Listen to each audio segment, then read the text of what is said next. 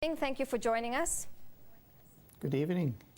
Now, we've been seeing such extremes in weather. Let's talk farmers. Are they taking steps to prepare for such changes? What normally happens is when we get fronts like this coming in, we've got a connection with the South African Weather Services as well as with disaster management.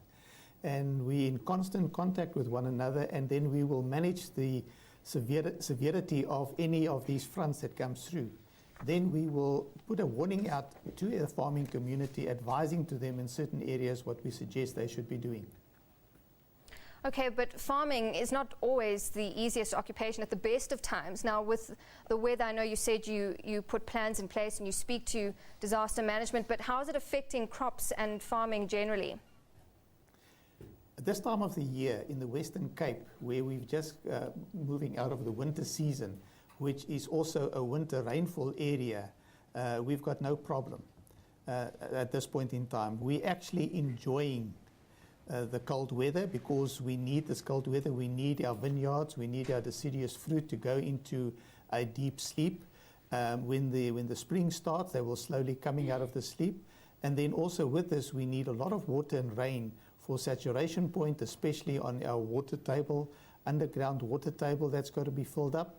And with that, we also need this very cold snow that you get, because on the mountains, when that starts melting, it slowly trickles down, and it also helps us to fill the reservoirs that we've got. This time of the year is when we've got to fill up all our water reservoirs, all our dams, because the rest of the year there's no rain in the Western Cape. So at the end of the day we are quite ecstatic about this weather that we've had at the moment. Yes, there is certain low-lying areas that is underwater. We'll see some of our vineyards is underwater, some of the wheat areas is underwater. But with the drying off period that will be coming within the next week or two, the crisis on that is not severe. Okay, what about changing weather patterns, generally speaking, over the country?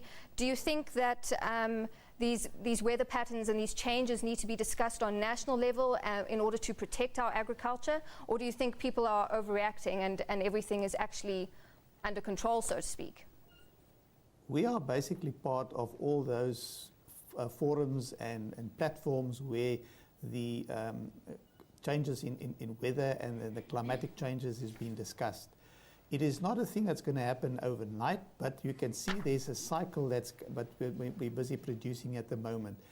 Agriculture is in cycles. The weather is also in cycles. So we've got to find out if there's a big change in these cycles taking place. To adapt to those cycles, it also means that your research institutes has got to be up and running with you to see what changes in the cultivars, the seed development, the products that we are producing has got to be made so that we can keep on producing in those areas. Or where the shift is going to take place, is there also a shift how the climatic conditions is going to change. It will also change where it's going to be much wetter than it was drier in the past. Most probably we will start doing the production in those areas. So do you think we're equipped for such changes? Well, we're doing everything in our best that we can do. It's on the cards. We've got to manage it. And yes, I want to say that we are part and parcel of the future. We are here to stay, and we want to feed the South African nation. Mr. Opperman, thank you very much. We'll leave it there. That was Carl Opperman from Agri Wes-cape.